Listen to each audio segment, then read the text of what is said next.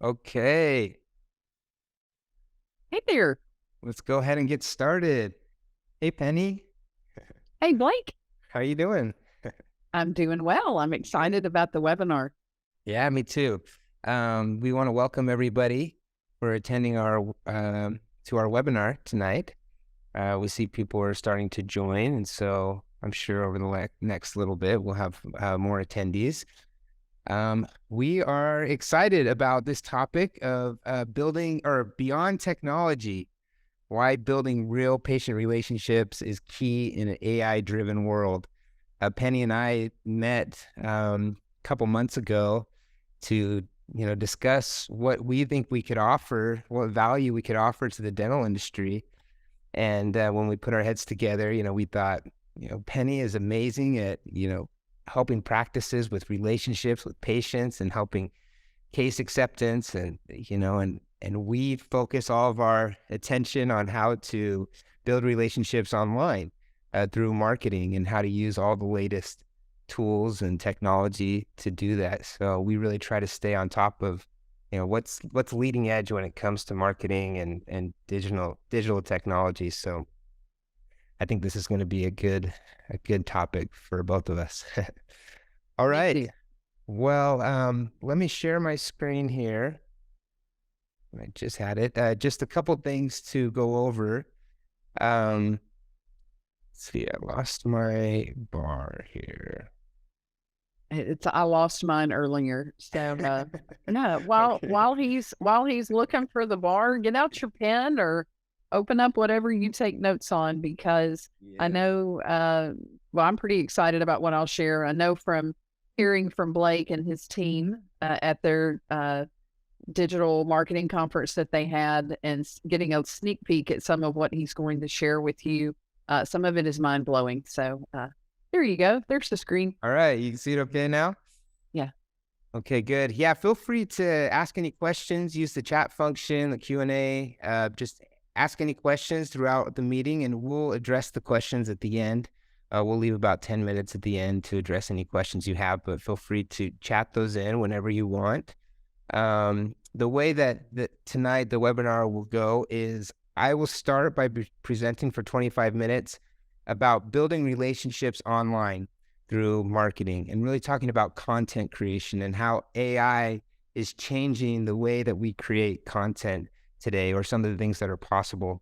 And then after I present, Penny will present for the next 25 minutes and she's going to talk about how to build relationships in your office. So we know that both of those are important. People are looking at you online before they pick up the phone to call. And then when they pick up the phone to call, you need to know how to take it from there and how to build those relationships when they come in the office and really help the experience of the patient. So we're going to talk about it all. All right. Well, let me just tell you really quickly about my social practice. We have been in the dental industry for about 13 years now, helping practices with digital marketing. We started primarily in social media marketing. And, this was back when everybody was trying to figure out how to use Facebook and what content to create on Facebook. And we've helped practices over that time. And then we've expanded into other digital marketing tools. We help with SEO, we help with websites, reputation management, kind of everything under one roof now. But the name My Social Practice comes because we started primarily in social media. We've worked with over 6,000 practices over the years. We have over 475 five-star reviews. We really try to practice what we preach when it comes to online reputation. And we have over 118,000 combined social media followers. Again, we try to use the things that we learn in our own marketing. Is really how we've built our business. We've also had 9 dental digital marketing conferences. These are conferences that are specific to dentists, specific to dental marketing. We actually just had ours a couple weeks ago, and Penny was actually there. She spoke at our conference. So we had a chance to catch up there, and it was a great conference that we had in Vegas. If this is something you're interested in after watching this webinar, you can visit dentalmarketingconference.com. Okay, so we're going to talk a little bit about the technology that is available today through artificial intelligence and how artificial intelligence is working with humans to create content online. Now, this is a really deep subject, and I'm not going to claim that I know everything about artificial intelligence. It's kind of beyond me. I'm not that smart. But over the last couple months, our company has really dived into this and really try to understand as much as we can so that we can understand how it's going to affect the dental industry and how it's going to help you create content online and build relationships online. So let me explain a little bit what we've figured out. So before I start, you need to understand the difference between search, like a Google search, and artificial intelligence. I know there's probably people on this webinar that know a lot about artificial intelligence, and there's some that probably don't know very much. So let me just start from the beginning. So the difference between if you were to put something in a search bar, basically what it does is it goes out to the World Wide Web and it searches for metadata. Now, metadata is keywords, different things that are built inside of websites to be able to, for Google to recognize that website. So that's how search works. The way that artificial intelligence works is it takes all the information online, and rather than giving you a result, a specific result of what's online, it predicts the answer. It predicts what you're trying to figure out, okay? It's kind of how the human brain works, right? We take all the knowledge that we have in our brain and we put it all together and we try to solve problems. Well, that's what technology is doing now with artificial intelligence. So search gives you metadata results. It'll give you a web page as a result. And artificial intelligence is predicted results. It predicts what you are trying to figure out and it gives you the answer. So to kind of explain this in a really simple way, so if you were to put in the search bar of Google, finish this sentence, Jack and Jill went up the hill to, and you clicked enter, you would get a whole bunch of websites, the AmericanLiterature.com that has Jack and Jill went up the hill. It has the whole poem in there. Interesting literature. It has, songs that have those words in it. It gives you all the results to give you the answer. But artificial intelligence, if you put this into something like Chat GPT and you say, finish the sentence, Jack and Jill went up the hill too, it gives you the answer, fetch a pail of water, because it takes all of the information that it finds everywhere on the web and it predicts what the answer will be rather than giving you a link to a website to find it out for yourself. Okay? So hopefully that makes sense.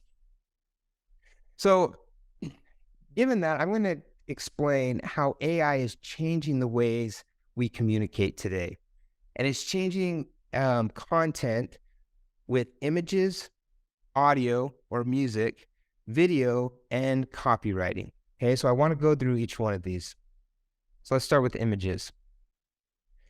So one way that AI is changing things is it can take a blurred image or a very pixelated image, and you can upload it on a site like Remini. There's a lot of sites that will do this, and it will show you, it will predict what that blurred or pixelated image is really trying to show you, and it will sharpen it and make it look real. So if you were to upload an image inside of a site like this, it could take an image here on the left that's really blurred, like an old image, and it can turn it to what it looks like here on the right. So that's one way. It's predicting what the pixels of an image are supposed to look like, and it's making it look better on the right. Another thing that with imagery, if you've heard of the site Midjourney is kind of blowing our mind right now in what it's able to do. So Midjourney is actually creating images through artificial intelligence from scratch. These are original images, okay? You can put in a prompt and you can tell Midjourney to create an image, whatever image you want, and it will create it. So I want to show you these three images, and I want you to tell me in the chat bar which one you think is made by artificial intelligence. All three of them are created by artificial intelligence. It was a trick question. These are not photographs. These are all created by AI. It's incredible with the realistic photos that it can create. So basically what you can do, this is how it works. In Mid-Journey, you can just put in a prompt like this: extreme close-up of a woman smiling, perfect teeth, dark skin tone, cinematic lighting, high resolution. And this is the process that it does to create the image. And this is about how fast it makes it too. So you can see it slowly creating, and it gives you 4 options, okay? That's how fast a brand new from scratch image can be created. So here's some other images that we've created through Mid-Journey. Again, these are not photographs. These are just AI generated images.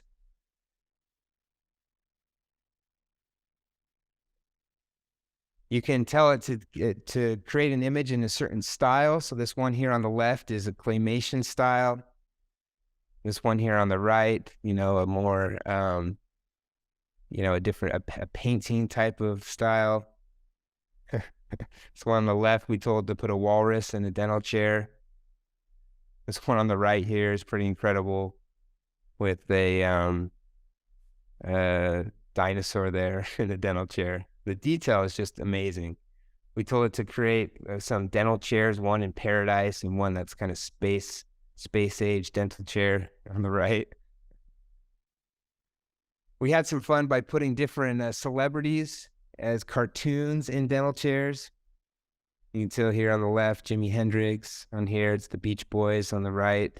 And if you look in detail, there's some weird things going on. There's whatever they're holding, the instruments, it's trying to create this, predicting what a dental chair looks like and what's inside. So there's some strange little details that are a little off, but it's kind of neat. If you want to see some more just fun things we're messing around with AI art, you can scan this QR code here. We created an Instagram account called Dental AI Art, and you can see all the different images that we're making. And feel free to use these images if you want to download any of them and put them on your social media accounts. There's no copyright. We're not going to go after you or anything because these are all just AI generated images. There's no problems with copyright at this point. Okay, so that's imagery. Second, audio. How is it changing audio content? So this is a pretty cool example. This is a clip. I'm gonna share with you 2 sound clips. The first one is a current sound clip of John McCartney, and then a second one is they took the clip and they made it sound like a young John McCartney back in when the Beatles days.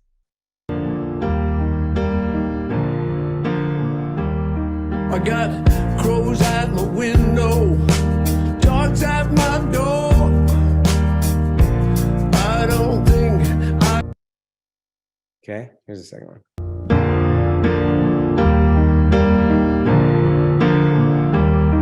I got crows at my window, dogs at my door. I don't think... All right, so again, pretty cool, huh? They just took the sound, they dropped into AI, and made him sound younger again.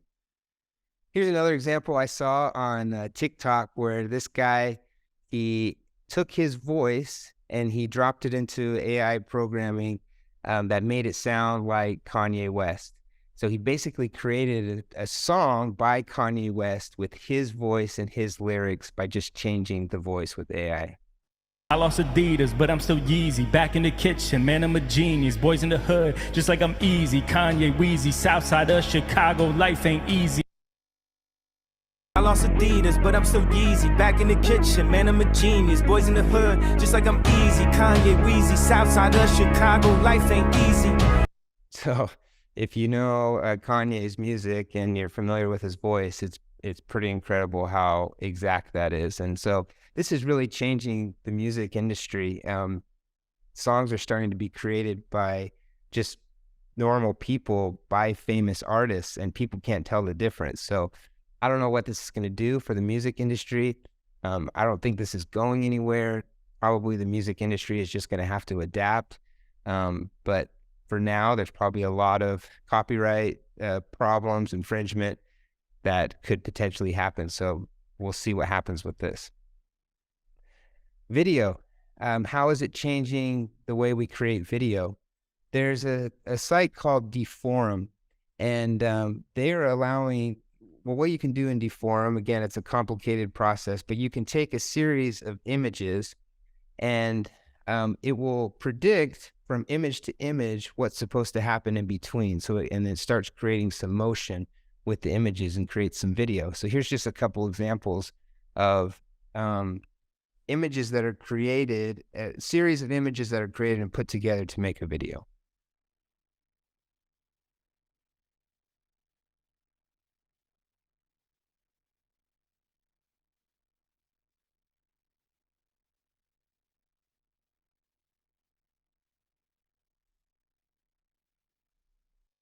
And here's one more.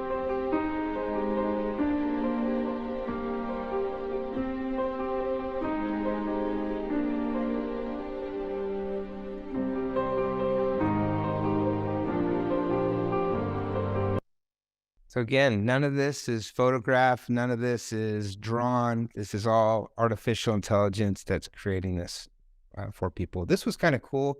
Someone figured out how to do a tour of their home using just imagery. And it looks like a drone is actually going through this house, but it's not a drone. It's just taking images and adding motion to it, so it feels like you're going through the house. And when I saw this, I was thinking, you know, how could this change the way we give office tours, virtual tours of our dental office? And this might be the future, just being able to, you know, you don't have to hire someone to bring their drone or hire someone to make this video of your office. You could just take some photos and it will create this for you.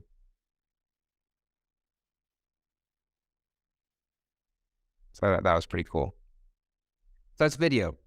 Now let's talk about copywriting. How is it changing how we communicate through copy? And I'm sure by now, most of you have heard of Chat GPT.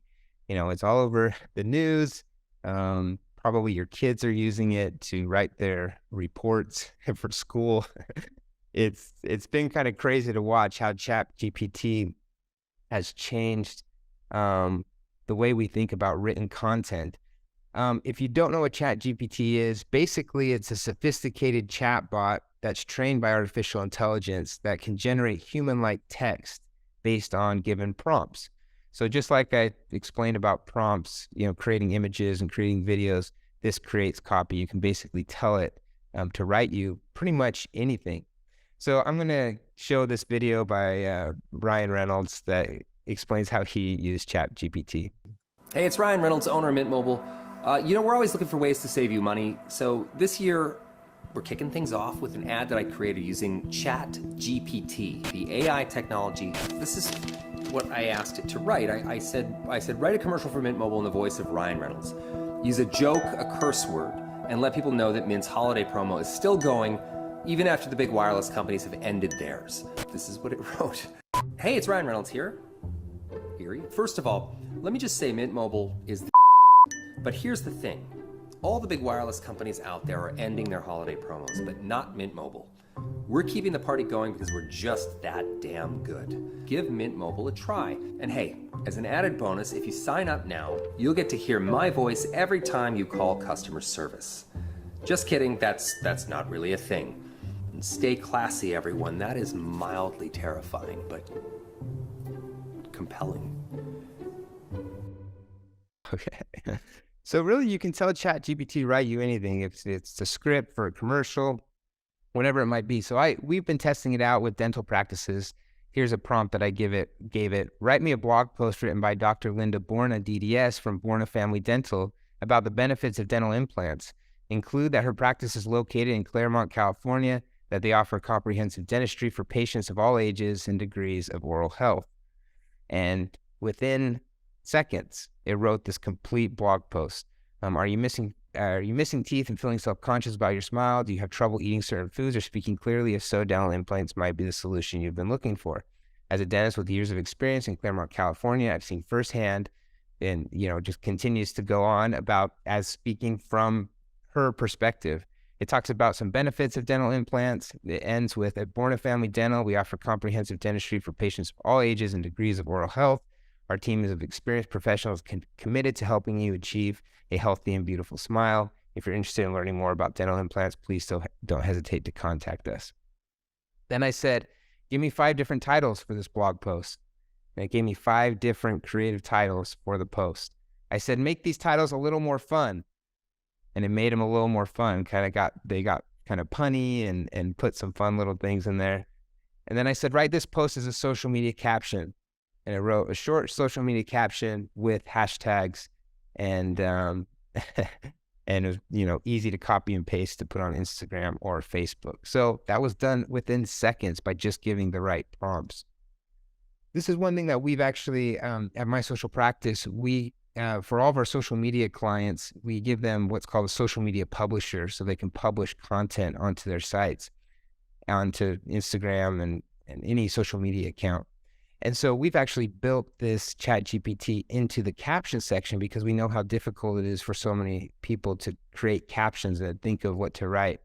And so it's called Caption AI. They can click on that. They can say, write a caption about the benefits of dental implants. They can say where, what tone they want it in, what accounts they want it to post to, Facebook, Instagram, and it will use Chat GPT technology to create captions for you. And then you can just go in and edit it how you'd like. So this was an example. I actually created an image using Midjourney of dental implants, and I created a caption using Chat GPT and posted to Instagram and Facebook. So it's helping in that content creation. Also, we are offering a page of copy. If you want us to create you a page of copy for your website using this technology, we can do that. And we'll also optimize it for some keywords to help you, and then give it to you, then you can edit it however you would like to make it more personalized. But if this is something you want to try out, you can scan this and we'll do that for you. So in my last little bit, I want to show you, I'm going to actually skip past this here. So I've talked to you about all of what's possible when it comes to AI. And I love this comic created by Tom Fishburne. He said, consumers want communication that is human, empathetic, and real. So hopefully our AI can learn to generate content like that for them. So I think, given all this technology that there is, we got to figure out how to use it as a support for what we're doing. But of course, we have to have that human side and edit it so that it fits our audience and fits our tone. So that we can build relationships, because that's what's most important. Andrew Davis said, content builds relationships.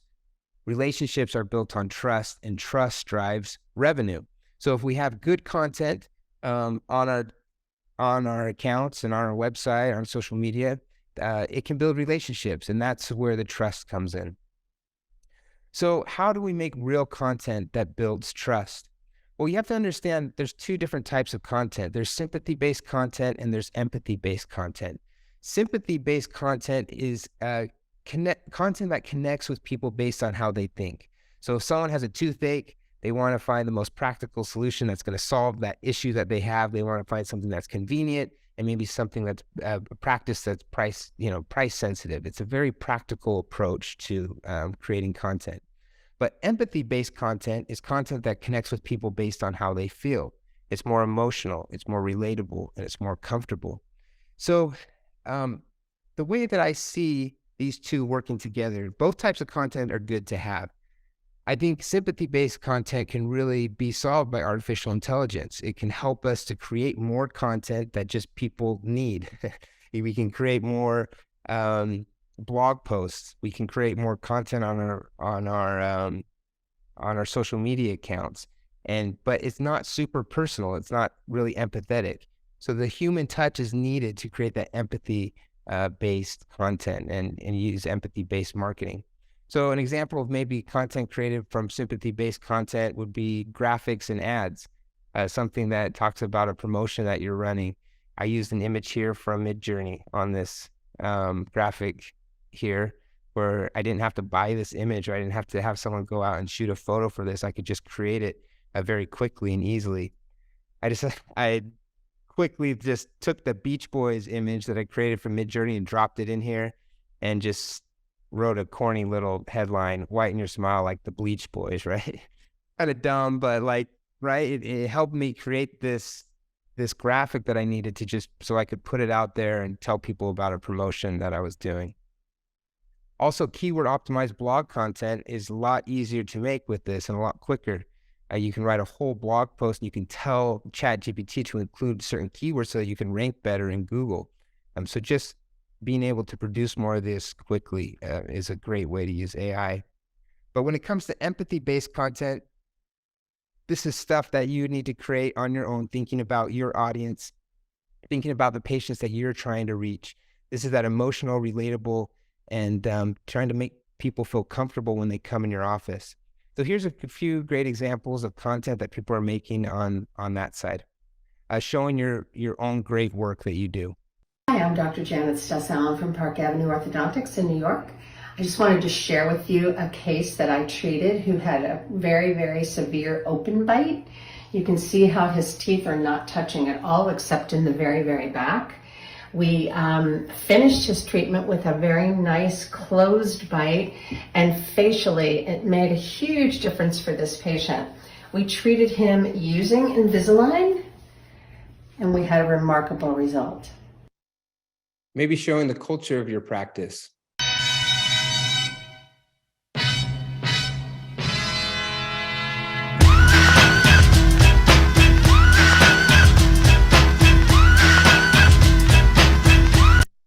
You can tell that's a fun practice that people want to go to. The patient loves it there, and they like to have a little bit of fun, which maybe makes people feel comfortable.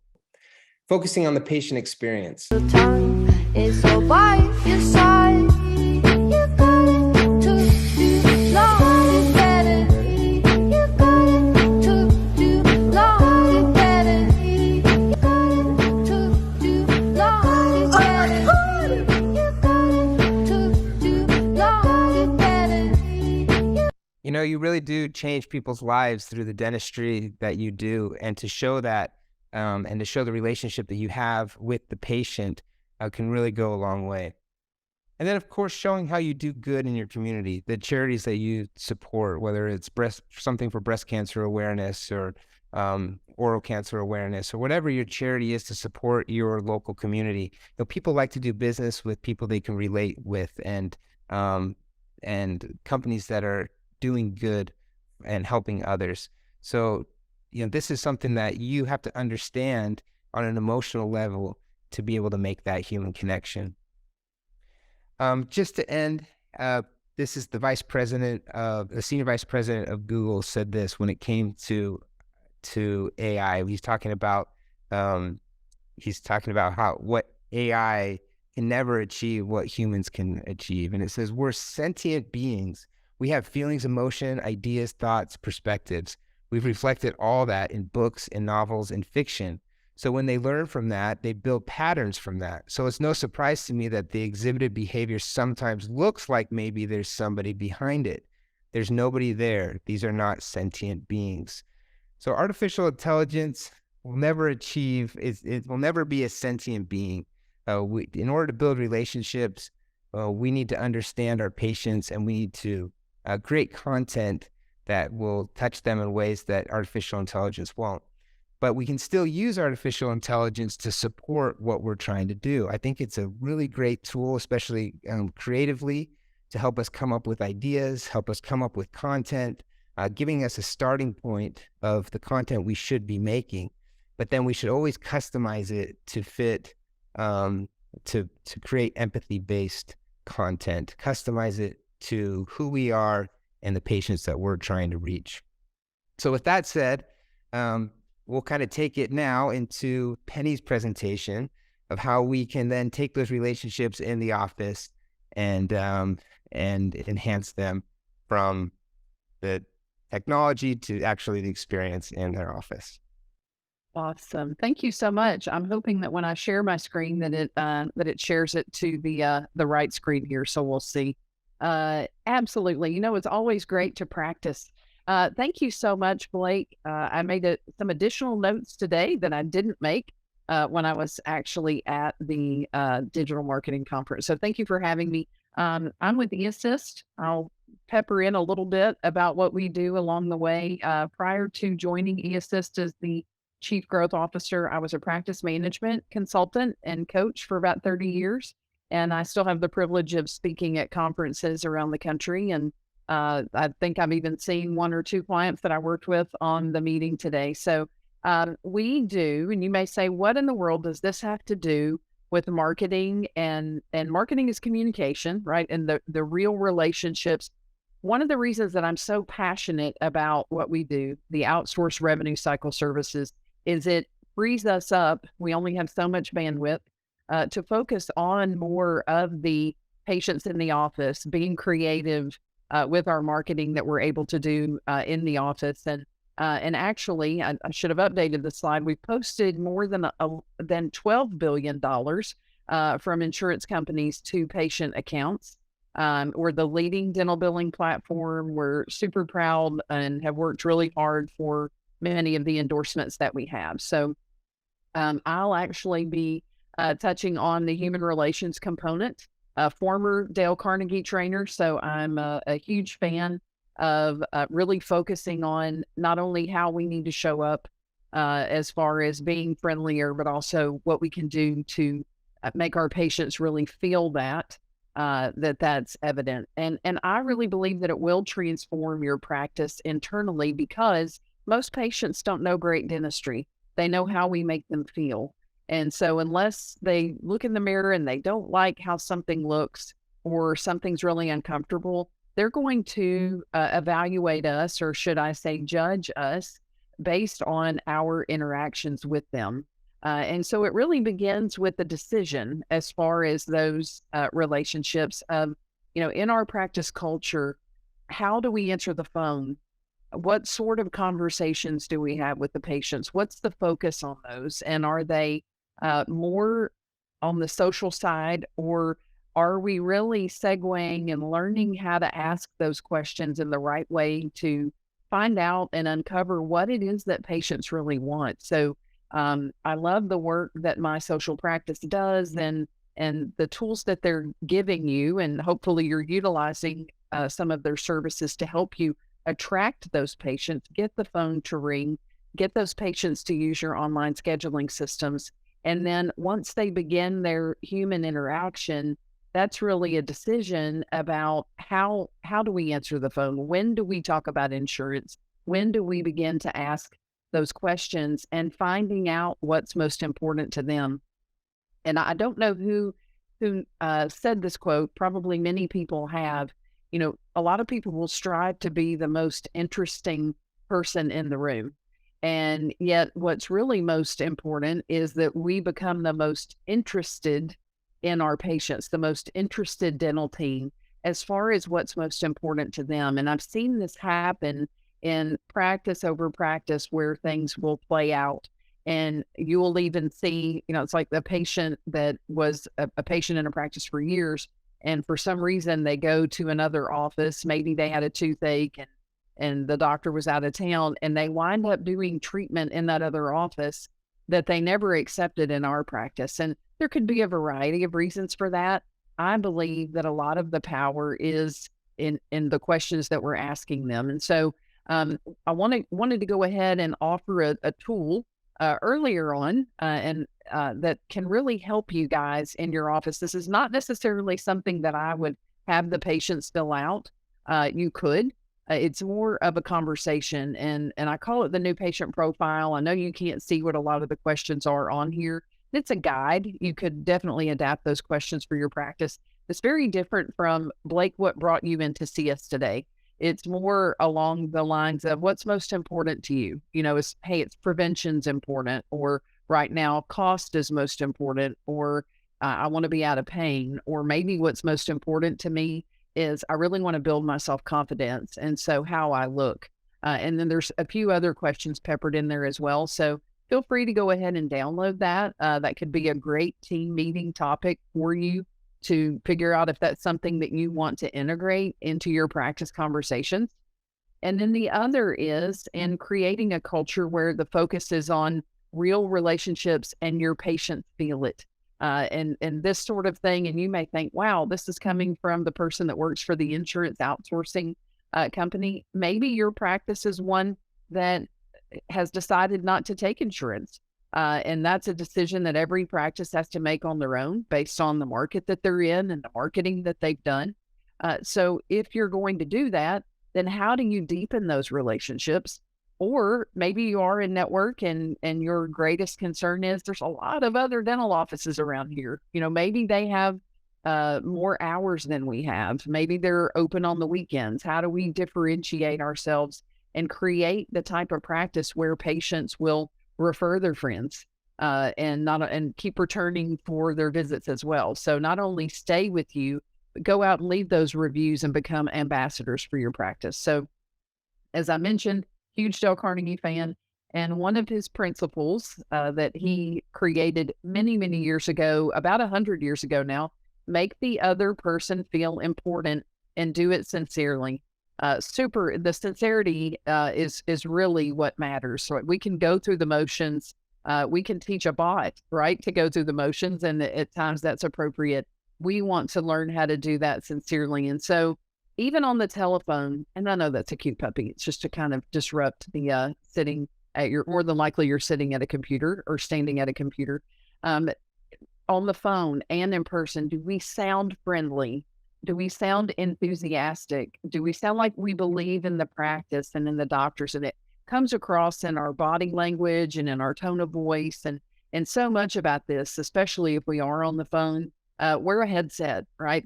When you're like this all day, holding that phone up under your chin, we may not come across like this is the place where we want to be. So that is definitely one way that we can make the patient sincerely feel appreciated, is that we showed up ready. We showed up for game day. We showed up ready to play, and we're really happy to be at the office.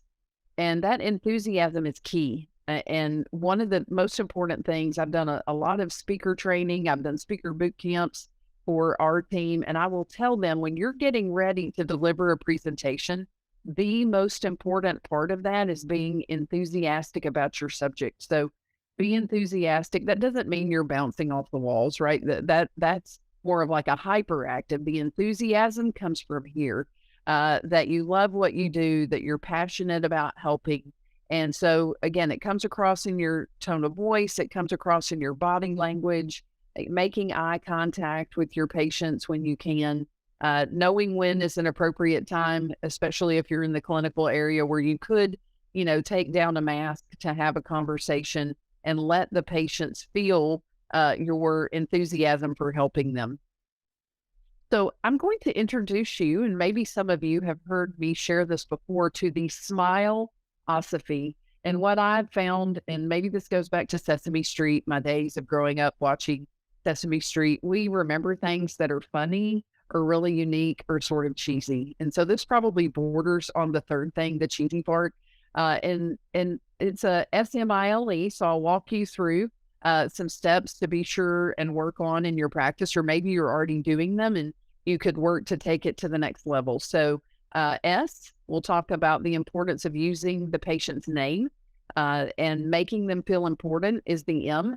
I am in charge of my attitude. If we've ever had reasons now in today's day and age to feel a little bit frustrated, perhaps even with how we're treated by some of our own patients, that could happen, yet we get to decide how we respond. Really listening to them. I think we are bordering on a listening crisis. AI in some ways may listen better than some human beings do.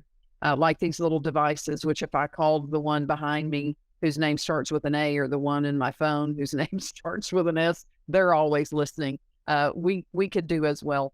And then the E, exceed their expectations, and I'll have some tips on that. Using a person's name makes them feel special, unique, and cared for. And it only takes another moment, even in the busiest of days, to be sure that we know who it is that we're looking for when we go out in the reception area. Take the extra time to take the photographs of your patients so that they're in your practice management software. And if I know that I'm going out and I'm looking for Blake, I know who Blake is. And so that can right off the bat make them feel cared for.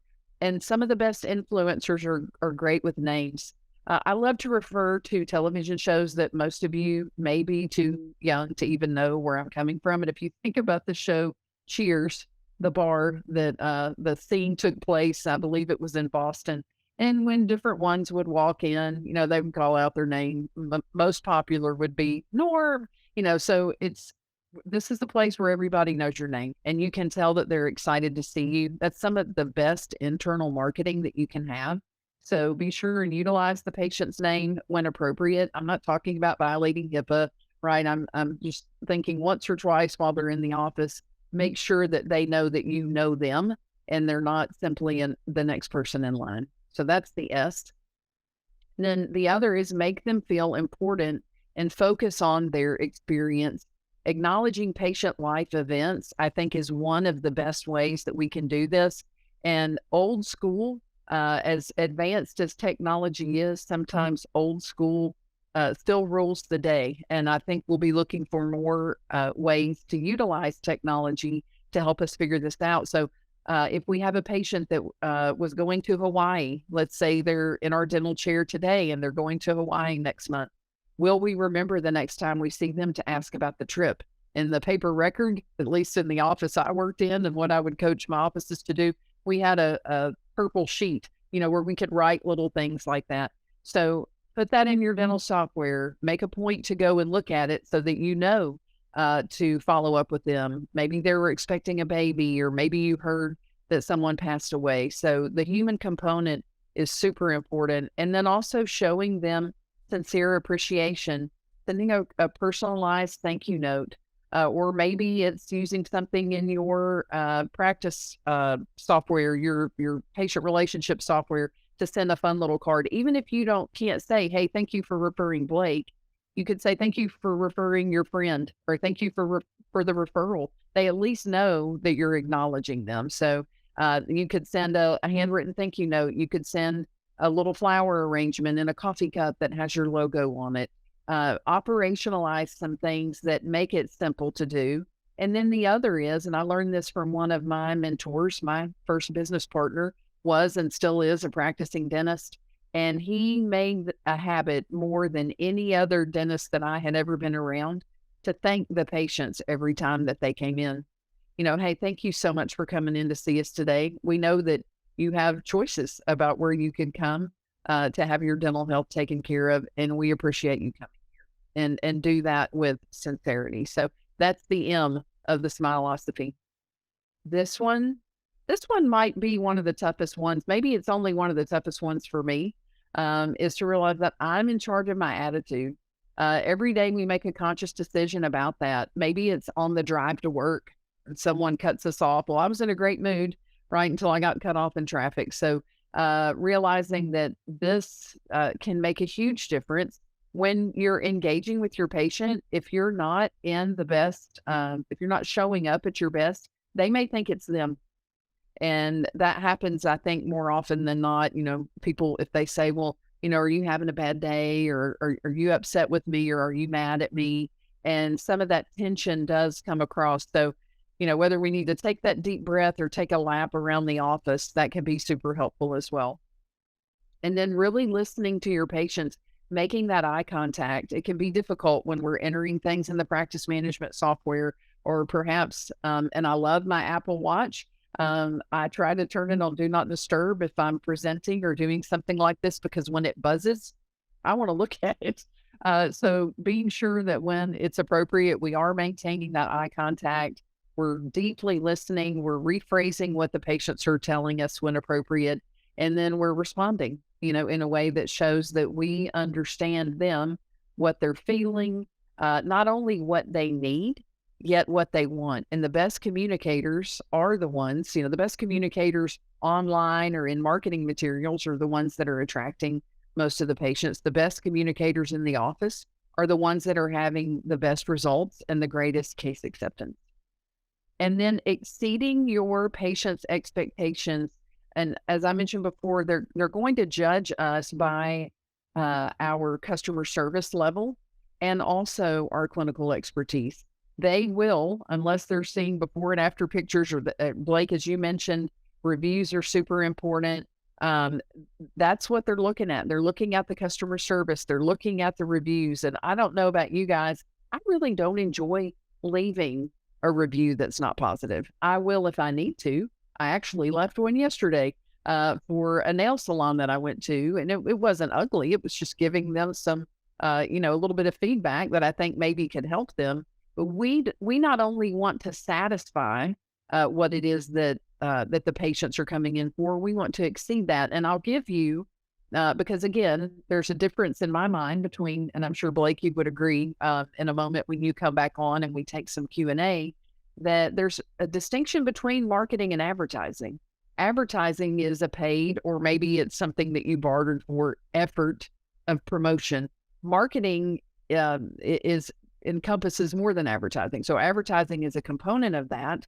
The marketing is all of your patient communication, everything from what's written in your appointment reminders, what is on your forms, what and how and when you follow up with your patients. So here's a tip. And if you guys are in a practice that does crown and bridge, this would be something great that you could do. And I'll give another example for a specialty practice. To a patient, getting a crown is a big deal. It's a big deal financially. It's a big deal, like emotionally, curiosity. My 23-year-old daughter got her first crown a couple of weeks ago, and she was like, "Okay, Mom, what is this? Like, what am I having done?"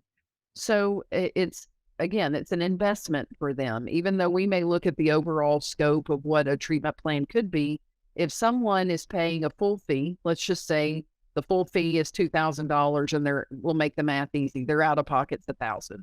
What are their expectations? Well, they expect to be comfortable while they're having it done, right? They expect it to function well. They expect it to look nice. What are their expectations from us beyond that?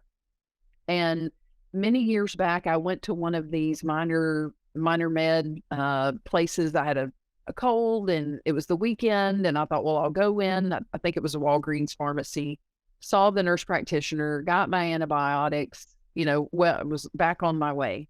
What I wasn't expecting, even though I was, my needs were met and I was satisfied, I had a pleasant experience as far as that goes. What I wasn't expecting was a phone call from Walgreens. It was either 3 or 4 days after I went. And it was another nurse practitioner, but they asked for me, and, and I was like, did I forget something? I think I picked up all of my prescriptions. And they asked me, they said, well, we saw that you were in on Saturday, and we wanted to check on you and be sure that you got your medication and to see how you were feeling. And I said, well, I'm actually feeling better. And they're like, oh, that's great. They said, well, if that changes, let us know. And, be sure to finish your medication. And it will take a few more days after you finish the prescription for you to feel the full effects of the medication. And then they asked if there was anything that they could do for me. And I was like, no, this is great. And I said, well, take care and be well. And at the time, with my medical insurance, I had to pay them and then get reimbursed. So I happened to have the receipt, and I went, pulled it out of the drawer and looked at it. And I think it was maybe an $80 encounter. And I thought, wow, for an $80 encounter with something that I'm sure was automated, or I'm sure between patients, this nurse practitioner got a list of people with a little script about what they needed to do. The impact that made on me was significant. And, and I thought, okay, well, if I do need to go back, it wasn't like I was going to run around and tell everybody about how great Walgreens Take Care Clinic was. What hit me was how much more of an investment that our patients make in the practice than that visit. And so whether it's a new patient call prior to them coming in, or calling a new patient at the end of the day, or not only calling a patient that got a crown prep and what maybe it was seated that day, not only calling them same day, putting a note somewhere in the system and being intentional where hopefully it's the assistant that assisted on the procedure makes a phone call 1 or 2 weeks later, after the patient's had a chance to see, wow, this is rough on my tongue, or my bite doesn't feel quite right. And they may not call you, yet they wait. And when they wait until their next recare visit, and now they're not happy with you at all, right? And it may even influence whether or not they accept that next treatment plan. For orthodontics, I know an adult friend of mine got braces a couple of years ago, And I don't think, well, she even told me, she said, I had no idea how bad my teeth were going to hurt. And maybe because she was an adult, they didn't think to call and check on her that night or the next day.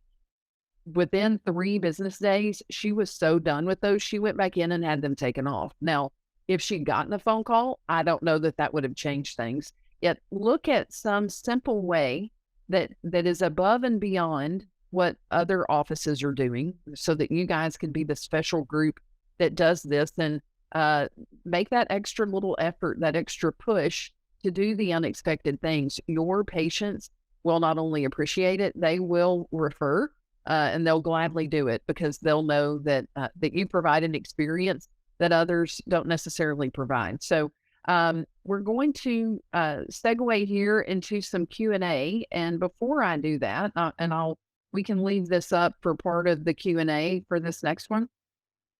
If you're interested in, and Blake, I'll have you chime in on this as well, and learning more and have a peace of mind consultation. I love how you framed this, that if you're looking to improve your patient relationships through utilizing my social practice to help you grow your top line revenue, help you with the patient attraction, this is definitely something that you would want to take advantage of. I think, Blake, you may be dropping that in the chat, or maybe from some of the things that I've talked about, you're thinking, you know what, our bottom line revenue is not really where it could be. You know, maybe we don't have the ideal situation as far as having a qualified dental biller, and we're looking to outsource our accounts receivable, or maybe it's insurance verification, which if it's not done well can also be marketing if the patient doesn't have great success with their expectations being met there. So we'd be more than happy to connect with you on that. And I appreciate the opportunity and happy to field any questions from you guys. So Blake, would you like for me to stop sharing my screen? Yeah, they will leave it up for just well, actually I put a link in the chat. You put a link in the chat. Yeah. Okay, awesome. Yeah, so go ahead and you can stop sharing. If you didn't get the QR code scan, just go into the chat and click on that link. But yeah, we'd love for you to request a consultation. We'll reach out to you. Someone from eAssist will reach out to you, and we want to give you peace of mind. So anything that we can help with your marketing or what you're doing in your office, and all the things that eAssist provides, we'd love to help you where we can. Awesome. So one of the things that I was thinking about, Blake, earlier when you were sharing your presentation and talking about the utilization of AI and talking about blogging in general, because I think, well, if most offices know that they should blog and how much that helps with SEO, time seems to be one of the assets that a lot of practices don't have enough of. How often do you recommend that an office should blog? And, you know, maybe just touch a little bit more on, and I know that you made an offer to them that you would, you know, help them do one with AI. How often should they do it? And then maybe just recap a little bit on how they can use AI to help them with that. Yeah, that's a great question. I actually get that quite a bit. Like, how often should I be posting to my blog? How often should I be posting to social media? What's a good amount? You know, I've seen over the years, it takes a lot of work. And all the dentists that I've worked with, I probably, over the years, probably seen 5 dentists that actually create blog content, like original blog content, where they sit down and they think of the needs of their audience and they write out a well thought through post. It's hard to do. It's hard to write, and it takes a lot of time, and I totally get it. And so there's 2 options of what you can do.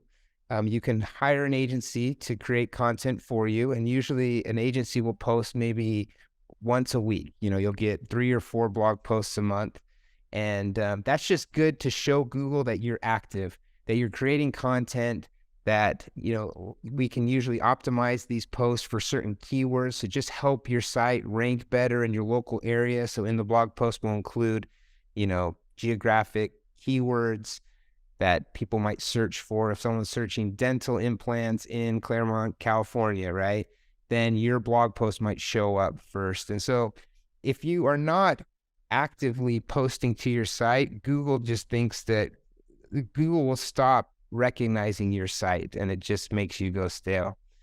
So if you can, 3 or 4 times a month would be ideal. So that's why using tools like Chat GPT to help you at least get a starting point on some of this, and then taking that content and customizing it so that it's, there's certain sites that you can copy and paste. You can use Chat GPT, but then you can edit it, and then you can copy and paste into like a plagiarism site that checks how much of that content is already somewhere else, and it'll give you a percentage score. And if you can stay low on the plagiarism and create more original content, I would recommend to try to do maybe 3 or 4 a month. Same with social media. We recommend that you post maybe 3 times a week is what we recommend to practices. And again, an agency like ours can help you be consistent, so you're at least staying active, and then you're kind of throwing in some more custom stuff on top of what we're already doing. It's usually what most practices like to do. So That makes a lot of sense. And hey, I noticed we had a couple of pings here in the Q&A. Someone was asking, and I believe we are sending out the recording of the webinar, correct? yes, yep, we're recording it. They missed the first part. Yep, we'll send it out to all the registrants after this. Awesome. And hey, Dr. Jackie McLean, I saw your name on there. Happy to have you. Great. One thing I wanted to bring up that I really liked in what you presented, Penny, was just, I think it was, what's the M stand for in SMILE again? What was that one? Make them feel important. Make them feel important. So, and I love how you talked about going above and beyond and doing the unexpected for patients, because that's what's going to make patients really talk about you. And one thing what we talk about in my social practice is turning patients into promoters and raving fans of your practice. And not only will it help them accept more case acceptance in the future of your practice, but doing these small things will help them to talk about you to their friends, talk about you online, and tell everybody to go to your practice. And so I think that's where social media has changed the game quite a bit, in that you can even do some of these small things by following them on social media, seeing their posts about Hawaii and commenting and saying, that looks like a great trip. There's so many things that we can do in between those 6-month appointments now to stay in touch, to build relationships in a non-obtrusive way, by leaving a comment, liking a post, responding to a direct message, answering a web chat. It's not just about turning strangers into patients. That's not what marketing is about. It's turning patients into promoters. And that's really what's going to grow your practice. And everything online, all these online tools really assist in helping you do that unexpected and those little things that will build that relationship. That's awesome. Well, I thank you so much for having me, Blake. This was a lot of fun, and I hope that we have opportunities to do more things like this together to help dentists and their teams.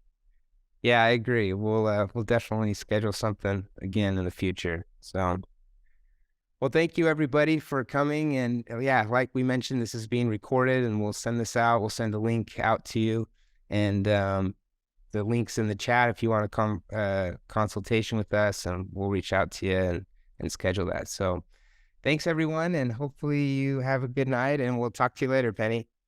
All right. Thanks so much. Take care. Okay, we'll see you.